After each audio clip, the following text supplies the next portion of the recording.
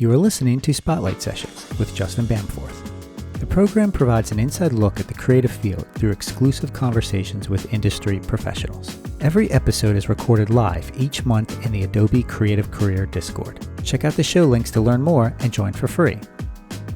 This episode was previously recorded before a live listening audience.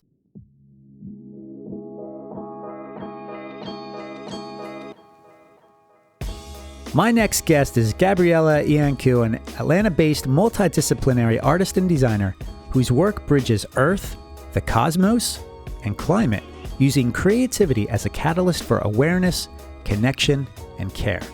Now, Gabriela works across photography, painting, filmmaking, and AI, creating projects that invite us to reflect on our relationship with the planet and our place in the universe. Her work has ranged from climate-focused visual storytelling to cosmic narratives, including short films created in collaboration with NASA that have even been screened on NASA TV, at the Space Center in Houston, and even aboard the International Space Station. Now, Gabriela holds an MFA in photography from the prestigious Savannah College of Art and Design, where she also completed 2 artist residencies there at SCAD.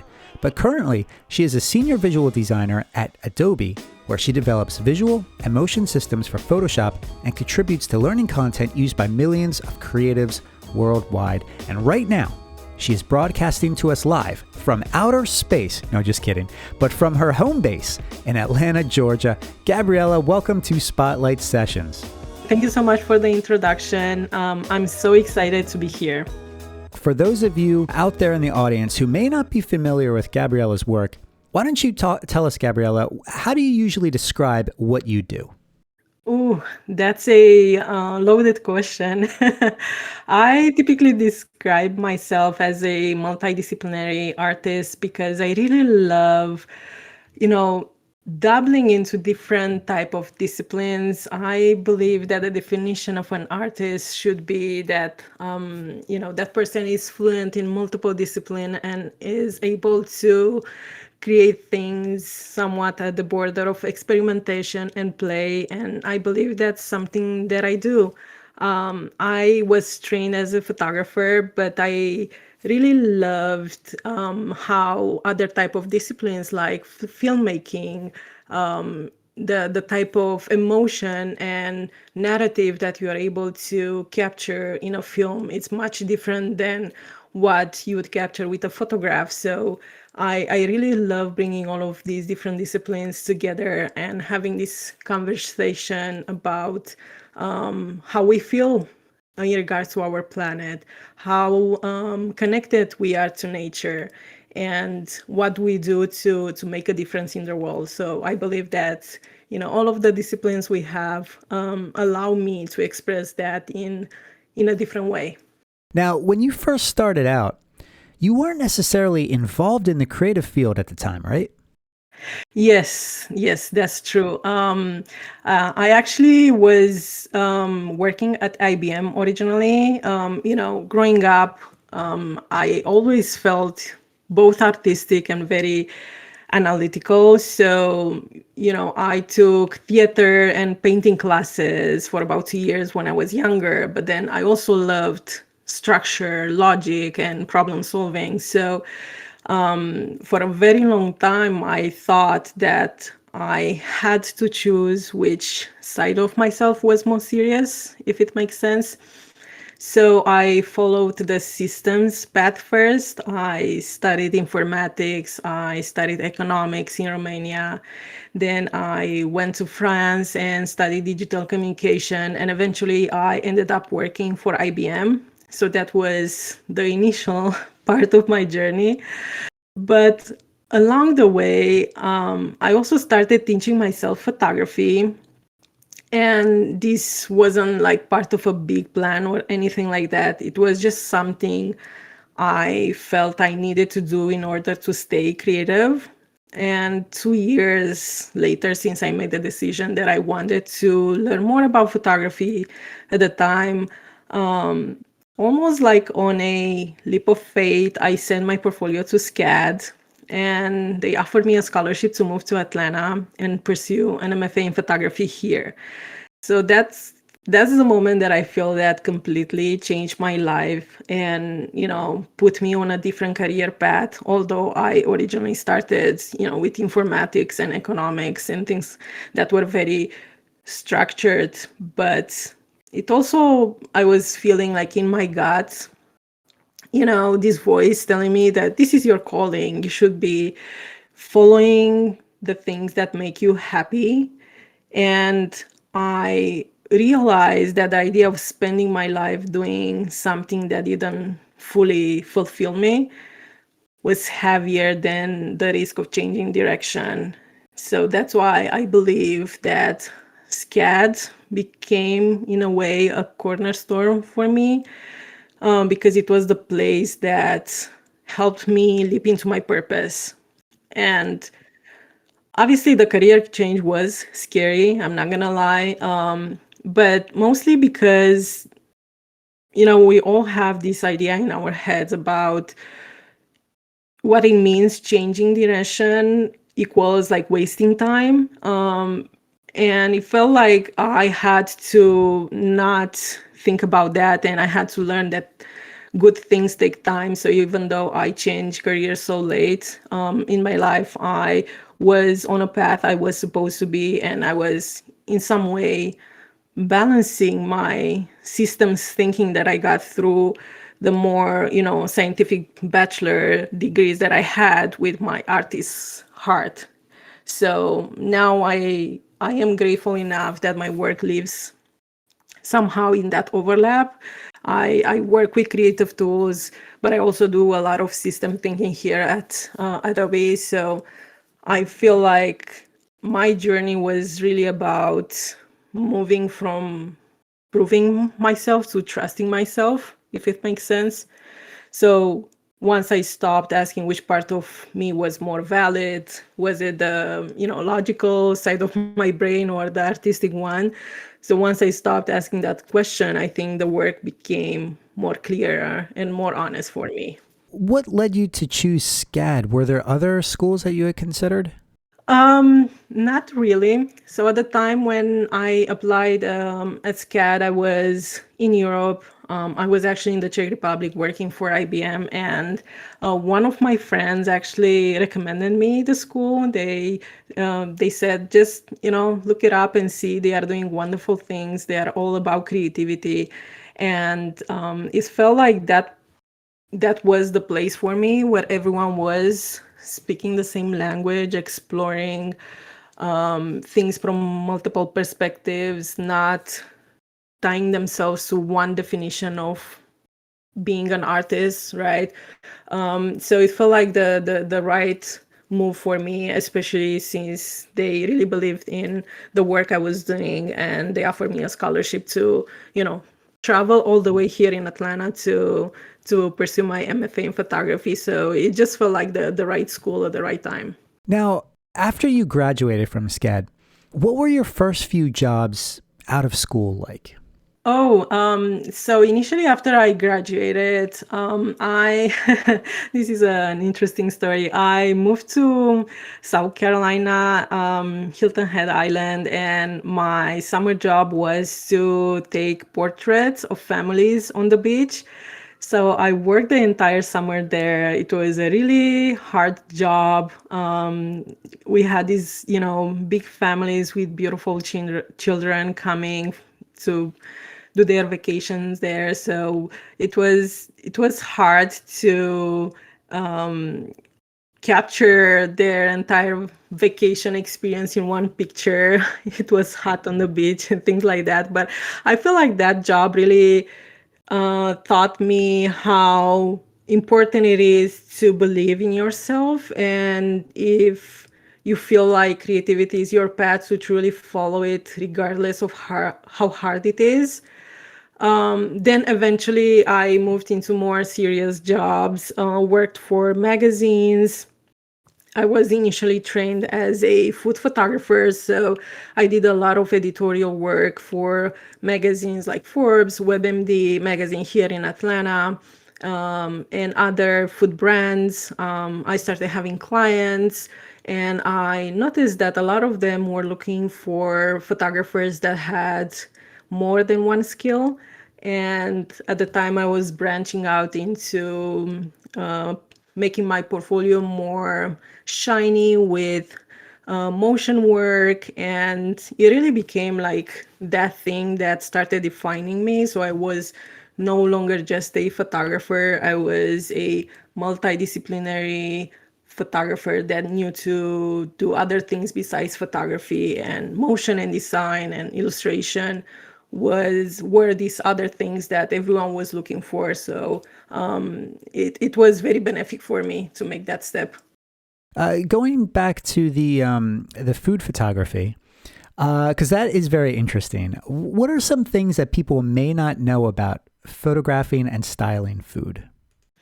Oh, yes. I really, that's exactly how I started. And I really love this question because I think there is one big misconception related to photography in general, maybe other disciplines as well, but one of them being that you need to have the latest gear, the latest camera, the latest lens to create wonderful work. And most of us wait for that perfect moment when they have it all in order to pursue that big idea.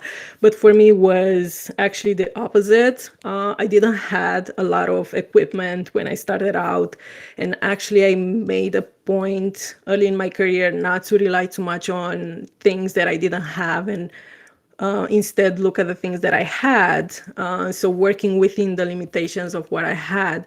And composition was one of those things that regardless of what type of equipment you have, it's that skill that you need in order to create harmonious photography, especially for something like tablescape and still life photography. So I quickly realized how good I was at setting up scenes, imagining these stories, and moving things in the composition in a way that's really pleasing to the eye. And I think that was the number one skill that I gained super early on that made my work strong, and that also helped me land the scholarship here with SCAD when I applied.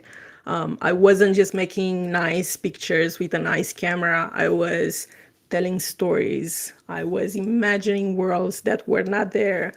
I was using props and materials in unconventional ways. And this turned out to be like a through line in my work, experimenting and using materials that perhaps are perceived more as unconventional. So it was a way for me to work with the limitations of what I had in the moment. And that taught me how to get better at like styling and composing a scene. Now, during the beginning of the COVID pandemic, you were working as a photographer and designer for WebMD. And I bet that was challenging in itself, especially at that time, right? Yes, yes, it was. I was actually here in Atlanta. They have a beautiful studio in Midtown, and I was managing their creative magazine, shooting, making the food that was presented in the magazine. We had a team of people who were developing the recipes, and then I was testing the recipes, cooking the recipes, shooting everything, making sure I have the right props to make that story come to life. Then I started doing illustration with them. It was a very interesting time when we were able to be together, and obviously the pandemic kind of disrupted that. We quickly moved into shooting from home.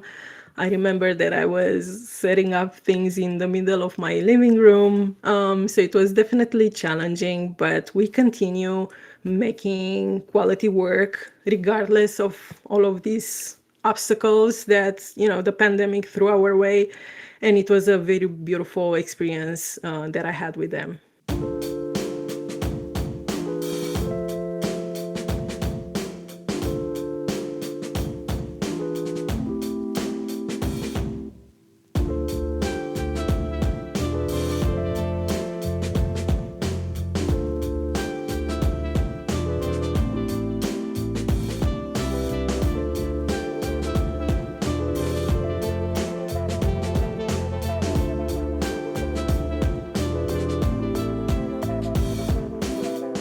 Okay.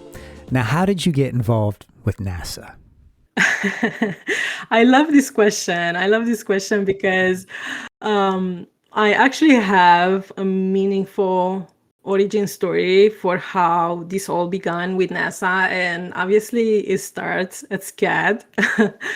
I remember one of my professors at the time, Sandra Lee Phipps. She introduced me to the idea of making films about space. She had noticed my love for filmmaking during a documentary class I took with her at the time, and she knew how passionate I was about, the universe and filmmaking in general. And she planted this seed in my head about NASA, but it took about 4 years before I really felt ready to act on it, which is crazy if you think about it. But sometimes that's how these things happen. And how it started is that at the time I was looking to expand my photography practice, and I was looking to repurpose archival imagery and somehow breathe new life into it through storytelling. And then everything really began in about, I think, 2019 when I created Apollo 11.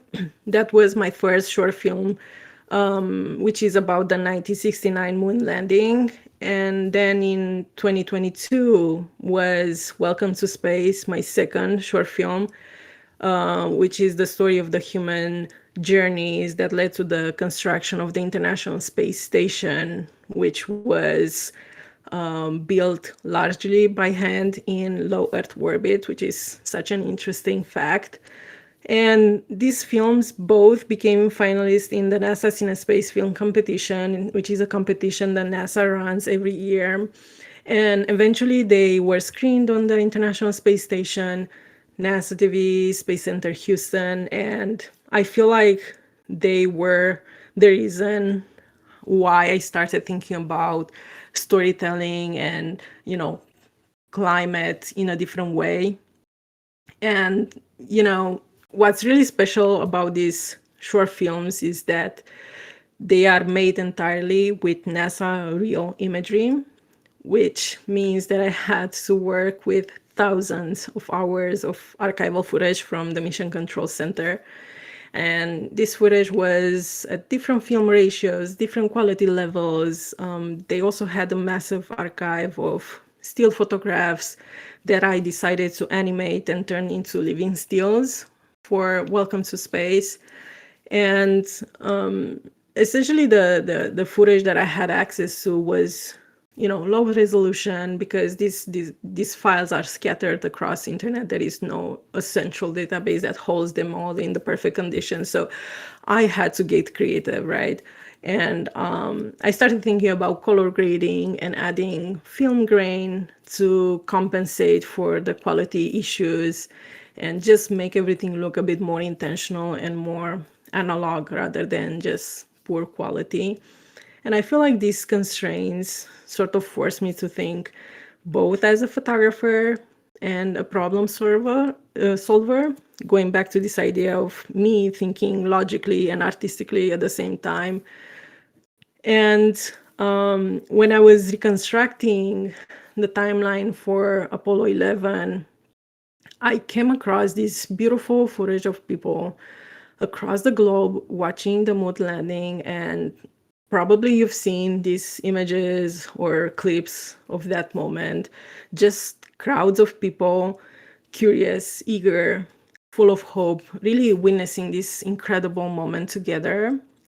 And there was something about that collective awe that really struck me, that really stayed with me and made me really push harder through these constraints and really bring these short films to life. Then with Welcome to Space, my second film, I think, seeing the footage of how the International Space Station was actually constructed in space, which is very, very hard if you think about it. The International Space Station is roughly the size of an American football field. And if you think about the interior, it's roughly as a 6 bedroom house, so it's really big. It's really big. So it was really beautiful to see these space shots of, people building this humongous spaceship in low Earth orbit. So that was for me like so inspiring. And in that moment, everything started to feel more real, and it didn't feel like I was just looking at historical events, because I feel like that's one of the connotations you get with, things that sit in an archive. But for me, it felt like they were real, they were very inspiring. And it also made me think about, if we are able and capable of doing these beautiful things together, that's something that we can perhaps do again. All right, so let me just rewind a little bit. So you had this idea, you came up with it, you shot it, edited it, put it together, everything like that. Like, how did you get the support from NASA to actually take it to the next level and like show it aboard the International Space Station on NASA TV? Like, how did that happen? Yeah. So, as part of the competition, they give you access to some resources with imagery that you have access to, huge archives where you have to scout and curate the best images possible. And one of the rules of this competition is that you have to use at least 30% of NASA imagery in your creation, right? But for me, what was interesting was that, I wanted to use more than 30% because there is something interesting about giving this archival imagery a second life, and everything was so beautiful, and it felt like it represented us as a collective. And that was my challenge. How do I make these short films by just using static imagery or short clips of footage that's, several years old? And so they give you access to these archives, then you find the best, you start with the idea that you have, you reconstruct the timelines, because sometimes in these archives things are not in a chronological order, and then you submit, and a jury selects your film, and then they screen it across different festival across the country. And one of the incentives for the films that were selected as finalists was to be shown on the International Space Station and NASA TV. So it was one of those things that, it made the entire process be worth it. And it was really beautiful to see that it succeeded my goal of really making people feel what the moon landing or what the ISS was about. Wow, it's amazing stuff. And to those of you listening, you can actually watch these short films. They're on Gabriela's site at gabrielaiancu.com. And I'll have that posted in the show notes for those of you listening on demand. And for those of you listening right now, it is in the show chat.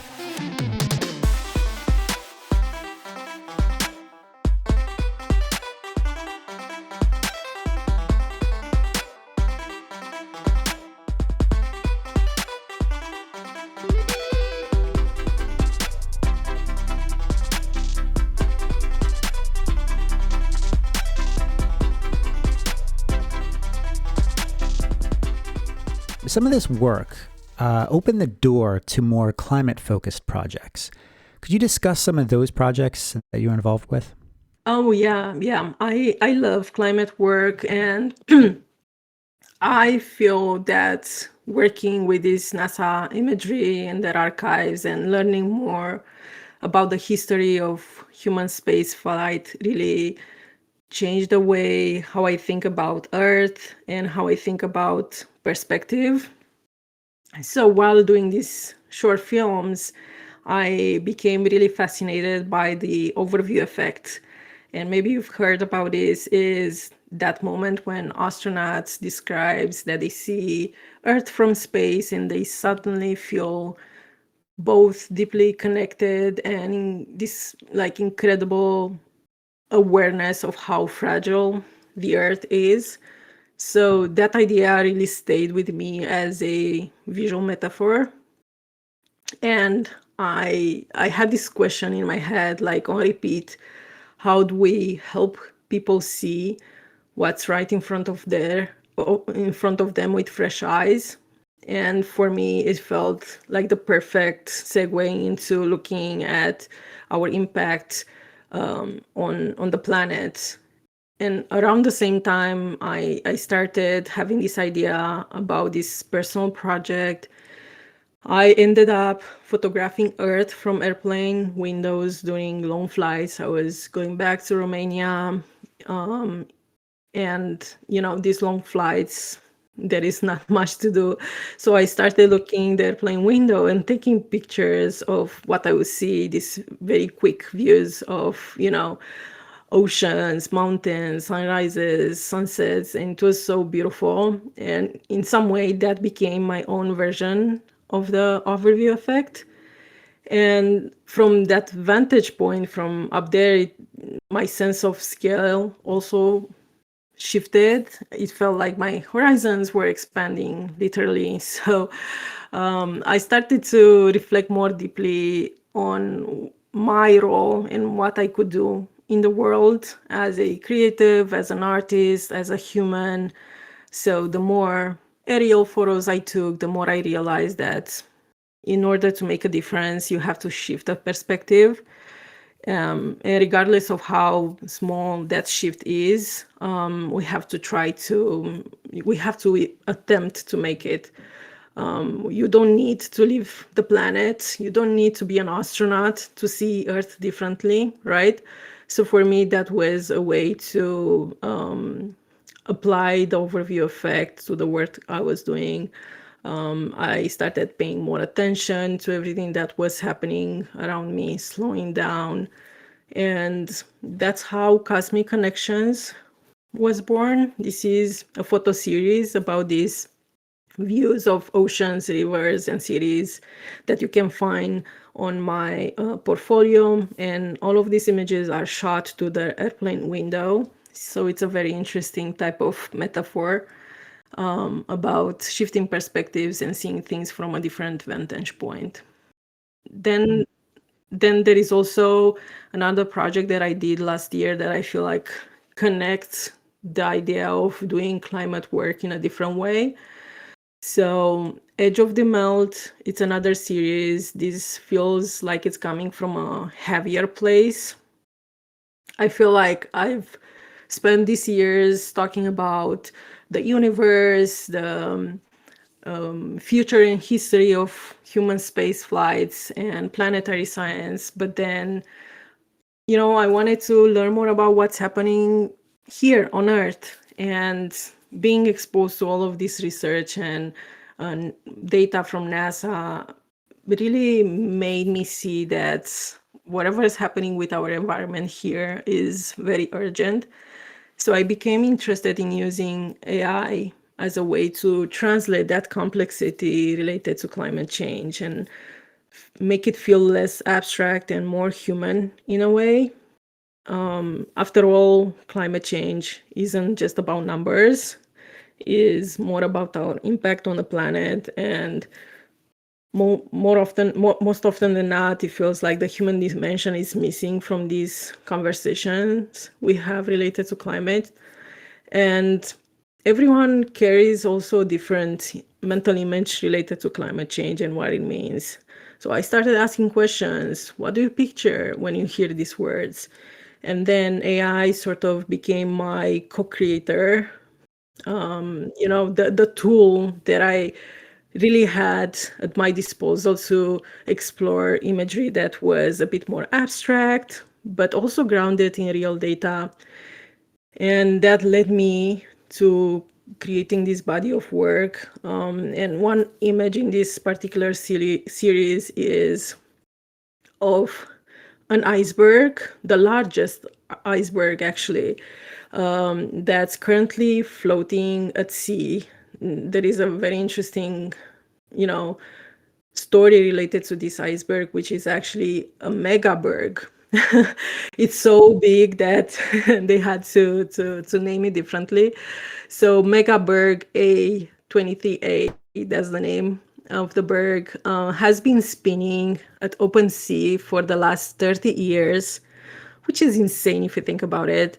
But it eventually reached the South Atlantic Ocean, and the scientists at NASA, they have been spending their entire careers tracking this berg across, how it's been spinning in the ocean, and they think that it's not gonna make summer.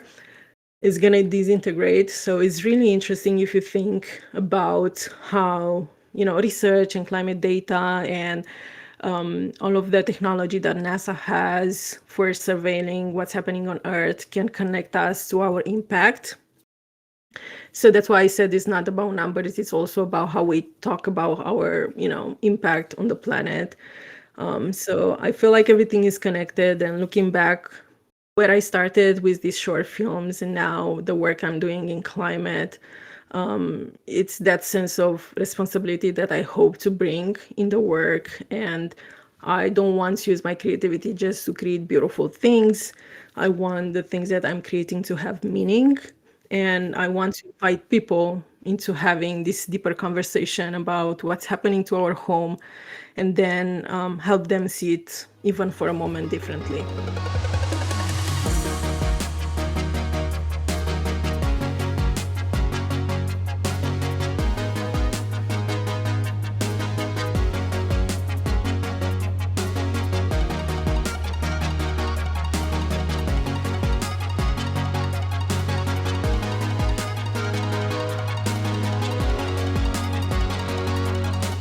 So now you mentioned using AI as a tool to help you create some of these pieces. How does AI specifically help you to visualize the things that maybe traditional photography or fine art can't?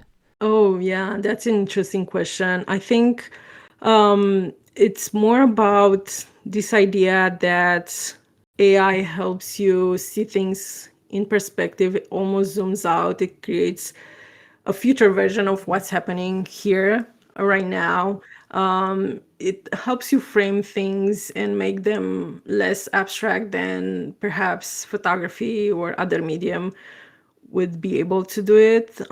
So it's just a way of exploring and experimenting, using it not as a shortcut, more like a reflective tool, something that helps me explore whatever is happening out in the world from another perspective. And it's all about the meaning that you put into it. So it's very nuanced at the same time, because it requires you to pay close attention and understand how you can utilize the data you have and translate it in a visual metaphor that makes sense, and then manipulate that in a way that conveys the urgency that the topic requires it, so it feels that it's more reflective from that perspective. And are there any AI tools that you recommend over others? Because there's a lot out there. Um, I've been very, I've been using Adobe's AI tools a lot. I feel like they are giving me the right type of output that I need, but I know there are a lot of other partner models that might be more suited depending on the type of content someone is exploring. And Adobe has been doing a great job at incorporating different partner models in their Firefly website. So I think it's just a matter of finding the right tool for the type of project you're working on, and thinking about AI as a tool, not as a shortcut or a solution, and just like make sure that you are intentional when you are using it. So it gives you back the type of thing that you envision. Otherwise, it can tend to be a bit more generic. What excites you the most about the potential of these AI tools, and where do you remain cautious? I think there is a lot of potential, especially for those countries that don't regularly have access to the type of information that perhaps an AI model can offer. I know, the countries in Africa don't typically get enough support. Children in the rural villages, they perhaps don't have a teacher, and they would love to learn Photoshop, or they would love to learn how to do certain things. So I feel like in those instances, AI can really become that bridge to allowing people to serve their communities in better ways, especially when there are no other type of resources. But we also have to keep an eye on how we shape these new technologies, so we don't leave out communities and cultures, and we don't bring in the bias that perhaps the current culture has. So we make it more accessible and equitable for everyone.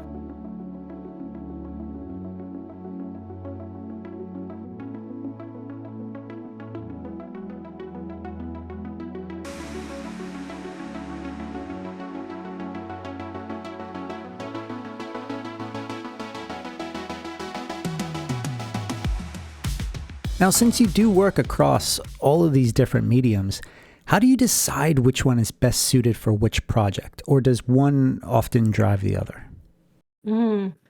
I think about this a lot. And honestly, I think it's my curiosity sort of guiding which medium is the right medium for a project. Because at a high level, I feel that I explored the same questions regardless of the medium, my relationship or our relationship to nature, technology, materiality. Like, I explored those questions, and I want at the end of the day that through line to be visible and clear in my practice, regardless of what medium I chose. But I definitely believe that they all inform each other. I feel I owe so much to photography for training my eye. That helped me acquire taste, which is so important today, especially in working with AI. Attention, noticing subtle shifts in the real world, slowing down, all of those things that really make us human. That's because of photography. That helped me train those senses. Then, I paint, so painting really slows me down and in some way reconnects me with my intuition. It makes me do things that are a bit more imperfect after working digitally a lot, and especially with AI. At the end of the day, I feel I need to reconnect with the messiness and the imperfect side of things and be more tactile with the medium. And it reminds me that not everything needs to be resolved, polished, optimized. Sometimes when you work with AI, you are looking for those things. If you change the medium, then you are looking for a different set of values. Filmmaking is bringing this narrative to the forefront. It helps me think about how ideas unfold, the emotion, the story there. And then AI obviously is kind of helping me zoom out and visualize these things that are so abstract or invisible. And, it essentially helps me capture things that are so large that otherwise I wouldn't be able with the other mediums. So it's like a conversation. If I'm working on a project, maybe I start with photography, and this is an image that I shot. Then maybe that image becomes a painted study. And then I turn that into a movie sequence. And then eventually maybe I generate an AI version of that with an AI model. So every medium sort of adds its own meaning and asks different questions and different responsibility from you as an artist. And some mediums are more about presence and observation, like photography and painting. Others are more about speculation and imagination, like AI. Maybe that's the right distinction. So I love to go back and forth and see which one is required for this particular project. And maybe that gives me space to question, experiment, and imagine more. What about Adobe tools? Is there one that is your favorite? I have to ask. Photoshop. Photoshop was the first one, the first application that I learned from Adobe years ago. Feels like a lifetime ago when I started, and to date, it's my favorite app.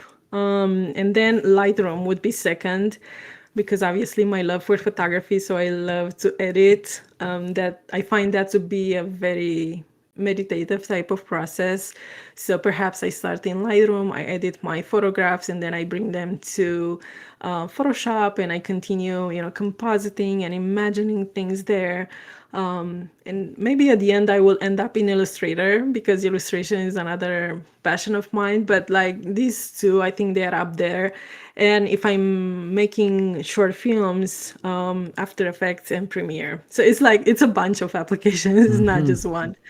Well, speaking of Adobe, it is at Adobe where you are presently a senior visual designer. What does your day-to-day role look like there? Oh, yes. So at Adobe, my role really sits at the intersection of design and learning. I work on creating engagement and learning experiences across the Photoshop ecosystem. And I know that sounds really broad, but at its core, it's really about helping people feel oriented, confident, and empowered to use our tools. And my day to day, that can take many forms. Sometimes I work on the guided tutorials we have inside Photoshop, desktop or mobile. If you jump into Photoshop, you will see some of my video tutorials in there, or the rich tooltips, or other in-app moments that gently guide you when you're trying to learn something new. So a lot of the work is about designing these visual emotion systems that make the tools, the techniques, or the new features easier to understand for new users. And also it's very important for me to staying connected to what the creative community is feeling and experimenting with.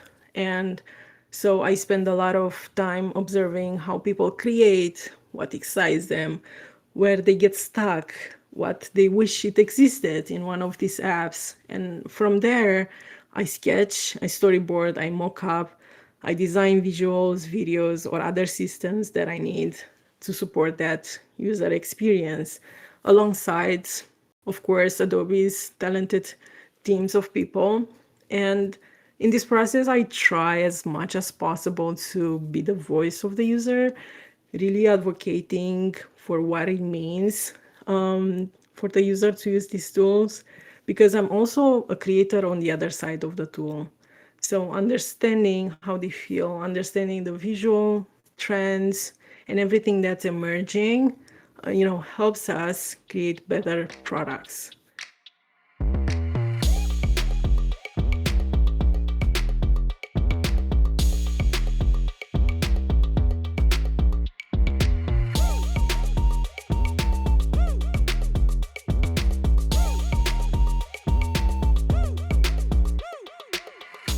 You may have seen some of Gabriela's work in things like Illustrator and Photoshop. There are certain aspects, certain things that she's created that are part of these pieces of software that you may not even realize.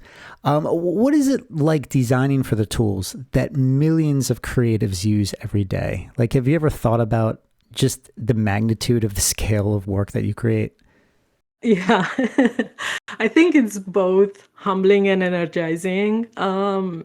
We are constantly reminded that the small design decisions we make, inside our teams, inside these projects that we prepare to launch, you know, shape curiosity and momentum for the user, because you are not just designing for yourself, right? You are designing for this huge range of skills and backgrounds and creative intention. So people across the globe, they all are using Adobe's products. So we have to be super mindful of how we design it. So it feels very humbling and energizing, but I think the work in itself is less about adding noise and more about the clarity and restraint we bring to it. So it makes sense on the other side of the tool for the user. So, they get that clarity when they finally get in the tool and they want to start creating. And usually it's like, I want to start creating something right away. So if they are unlocked and unblocked in their process, then everything flows and they are in this, creative flow and they can bring anything to life. Now, before you got the job at Adobe, what was the interviewing process like? Because a lot of us don't see that behind the scenes. It was very long. I remember when I applied for the job, it was in November 2021. I saw this job listing on LinkedIn. They were looking for a visual designer that they wanted a person that was able to wear many hats. So I applied to this job, hoping that my experience doing illustrations and photography for WebMD and shooting for clients and dabbling into AR. At the time, I was doing AR filters for Adobe Max and Adobe live stream. So I was hoping all of these experiences would help me get a job, and indeed they have. So it was only a few days after I applied that I got the email to do the initial interview with the manager, and then it took, I think, about 7 interviews till the final round, which was about a month of interviews, in which I had the opportunity to talk to different people in the teams, in different teams that I was about to work with. So it was a very interesting process, very helpful to get the opportunity to talk with this range of people, and to understand what the job was, that made a huge difference in me wanting to work here or choosing another offer that I had at the moment for another company. So it was a lot, but also very interesting and very creative in a way. Now, if you are new to the Adobe Creative Career Discord, I'd like to take a moment to share one of the coolest things we're working on right now, and that would be the Adobe Creative Apprenticeship Program. This program connects aspiring creative people like you with top creative companies providing the actual training and experience that you need, which also looks amazing on a resume. Think of it like the ultimate internship meets mentorship opportunity. But wait, that's not all. You see, there is another aspect to the program, and it's called commissioned projects. This is where you can get even more experience working on an actual paid project with Adobe. Yes, that's right, Adobe as your first client. Seriously. The details on the Creative Apprenticeship Program, the commissioned projects, and more incredible career resources can all be found at behance.net/resources. That's behance.net/resources.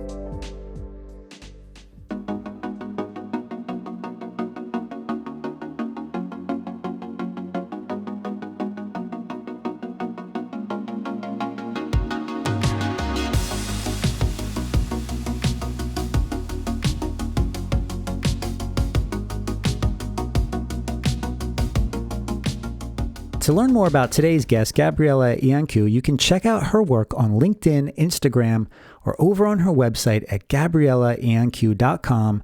And if we didn't get a chance to cover your questions today, feel free to reach out to Gabriela directly following the show. Going back to mentoring, Gabriela, because I know that you are an official mentor on our team, what misconceptions do you see most often with today's creatives? I think one of the biggest misconceptions I see is the idea that emerging designers think that they have to be creative or not. I think it's more about this, you are willing to be creative or not. I think there is a nuance there, and you don't need to be fully formed before you start. There is this pressure to be original and polished and confident right away, and that can be really paralyzing as you're starting out. So what I tell everyone that I mentor is that everyone can be creative, but it takes a lot of work. It takes a lot of presence and intention. So you have to be willing to be creative. And I think the second biggest misconception is about, thinking that tools, especially new gear or AI related ones, define your creativity, and that you need to have the latest camera or the latest lens to do meaningful work. I think this is specifically valid for photographers, but it can extend to other disciplines as well. I think what matters more is not the gear, is how you think, what you notice, and why you care, and actually taking active steps towards making the work. And as I mentioned earlier, I made a point in my career very early on that I would create work with whatever tool I had on hand. So if my phone was the only camera that I had on me, then I would just take pictures with my phone. And that's how eventually the Cosmic Connections photo series came about. So it's about this idea of making creative things with the things you have on hand.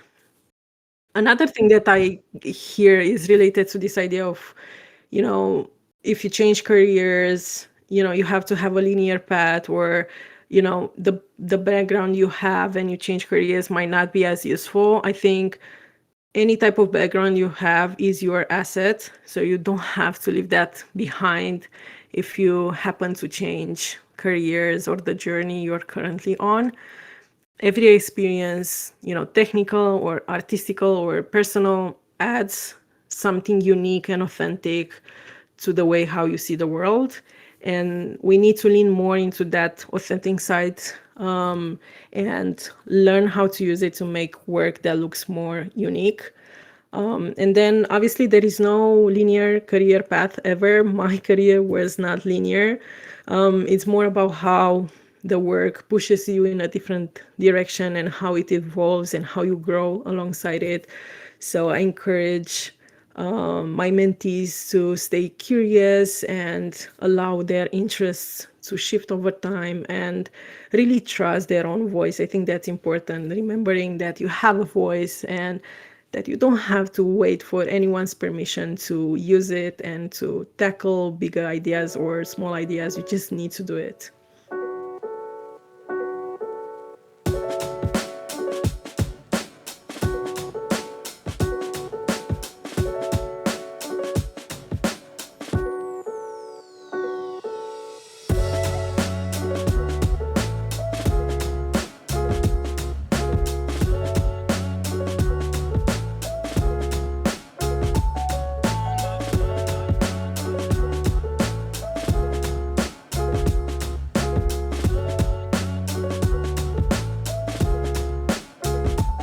What is the most rewarding aspect of mentoring for you? This is a great question, Justin. I think for me personally, it's about this idea of giving back. I didn't really have formal mentors growing up. So a lot of the learning that I had was coming from studying, going into university, and observing the people around me.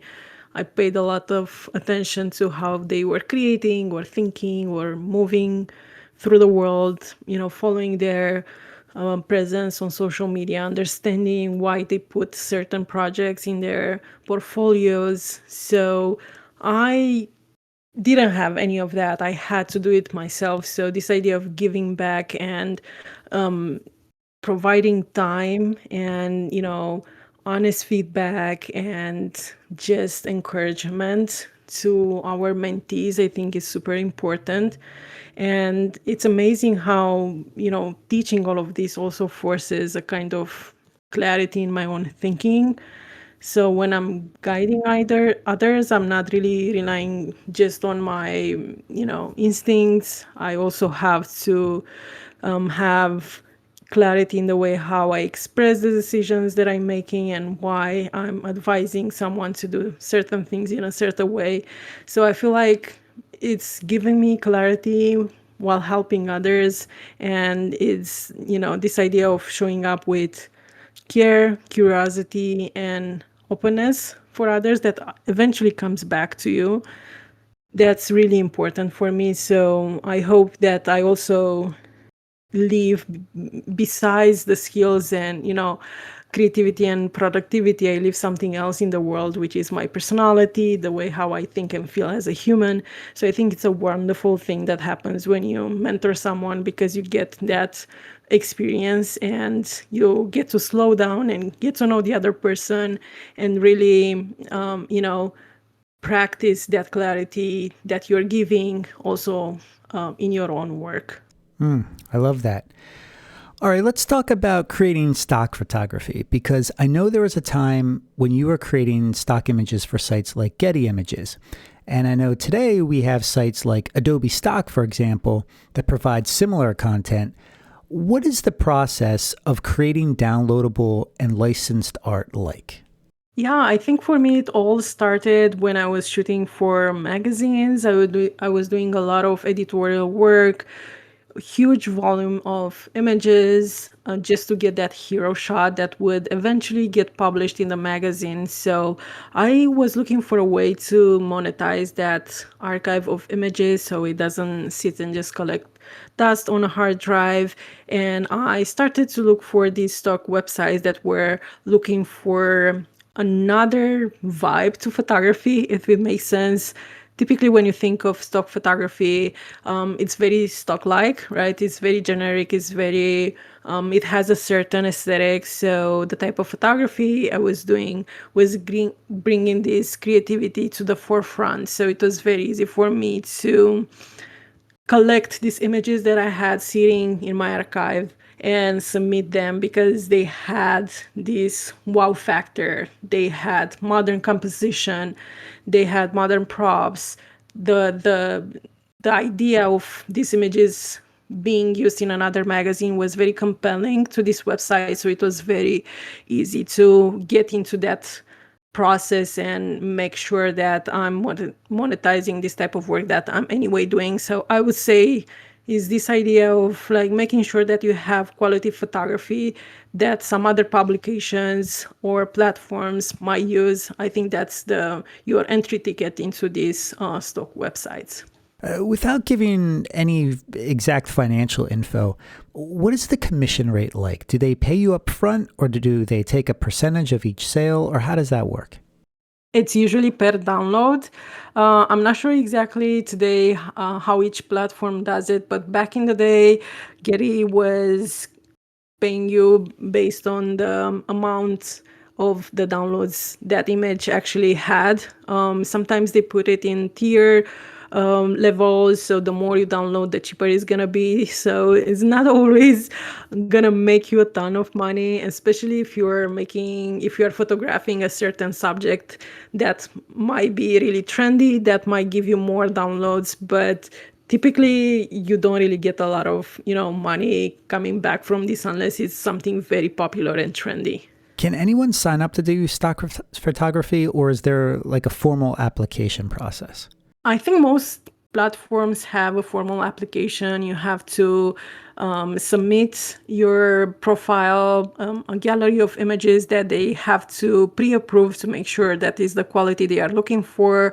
They have certain guidelines. Each platform is different, so I would advise anyone interested in having this passive income to consult the guidelines for each platform and identify if the type of work they're doing is really aligned with the direction that the platform is going. So when you have your archive of images, you can directly submit them if that's the type of aesthetic they are looking for.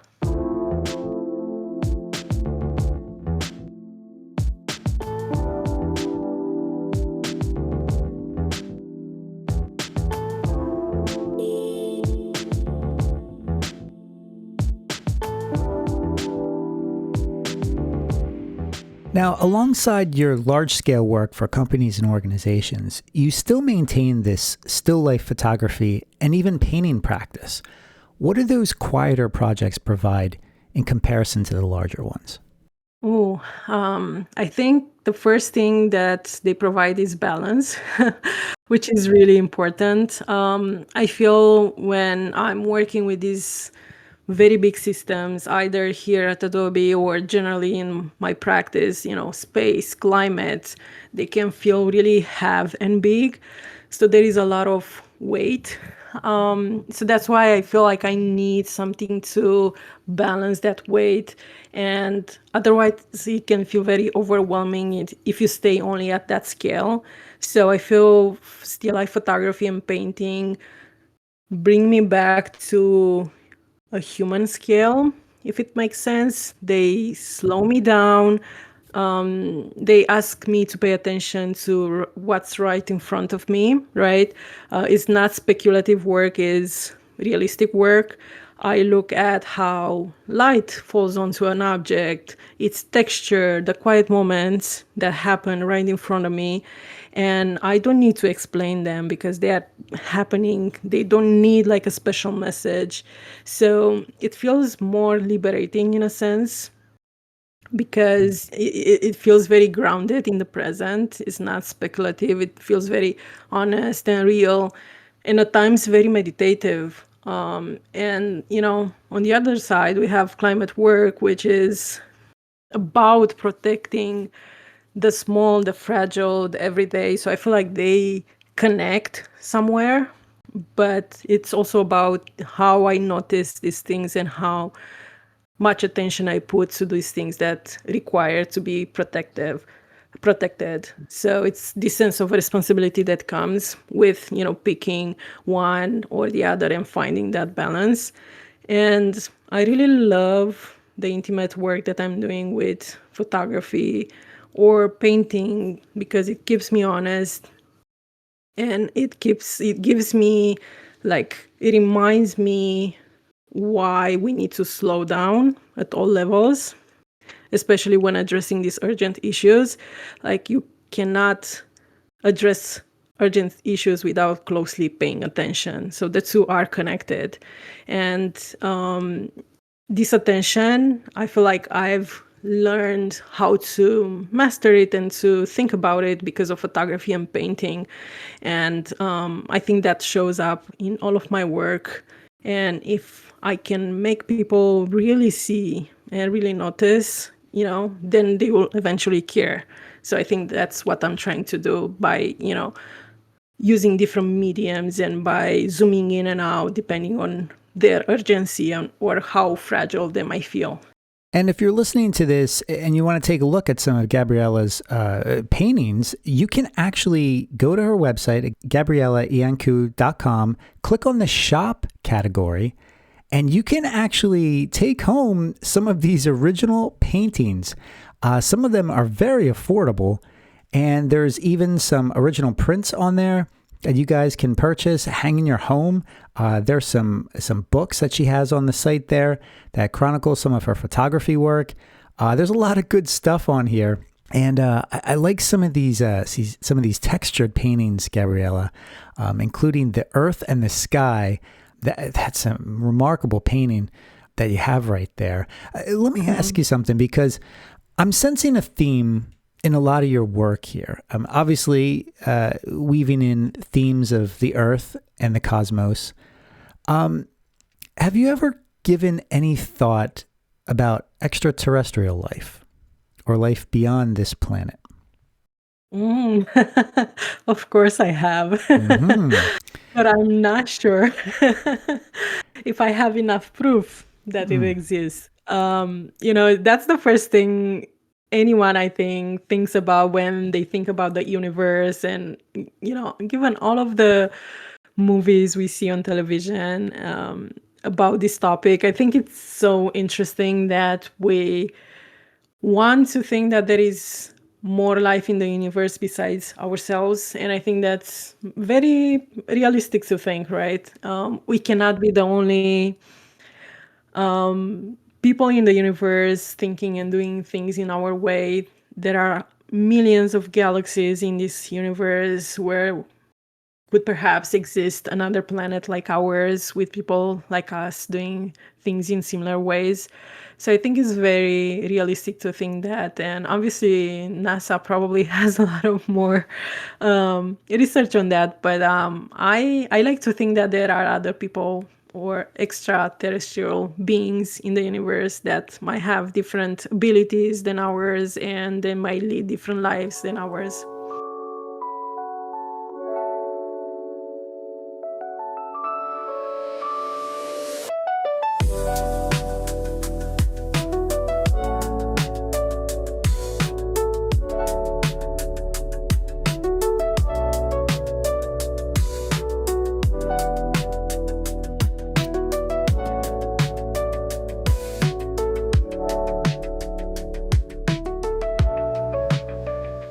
What kind of creative legacy are you hoping to build, whether it be through your creative work, your mentorship, or the perspectives you're helping shift?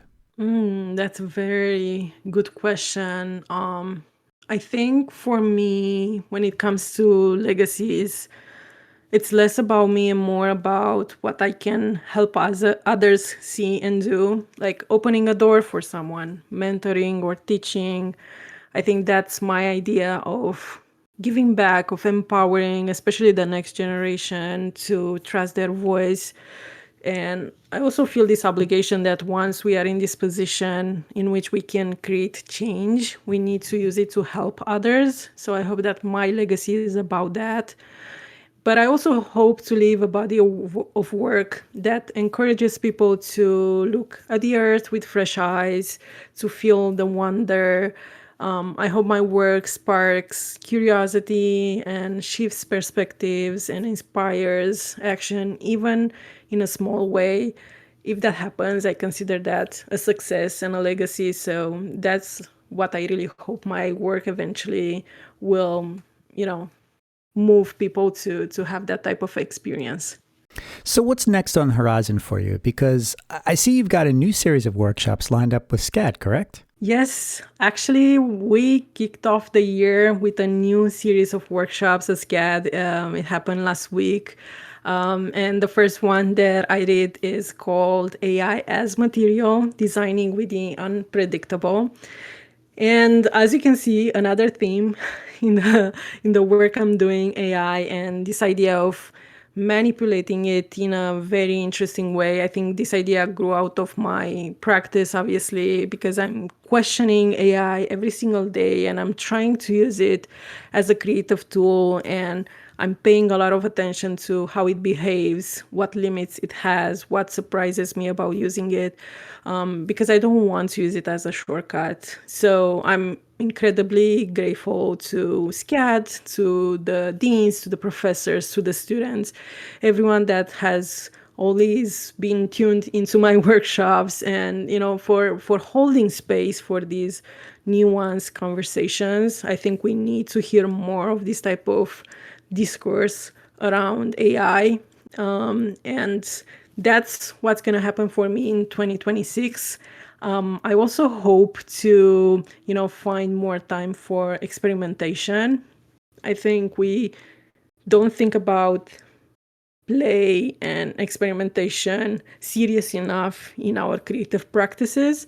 So I hope to find more time to do that and really, bring that intentionality and, ethical concerns or whatever question I have on my mind in that moment more to the forefront through the experimental work I'm doing, and continuing, to add meaning. And, I've never been the type of artist that just creates things for the sake of making. So I always want to have that level of meaning, of, intentionality in the work. So I hope to do more of that.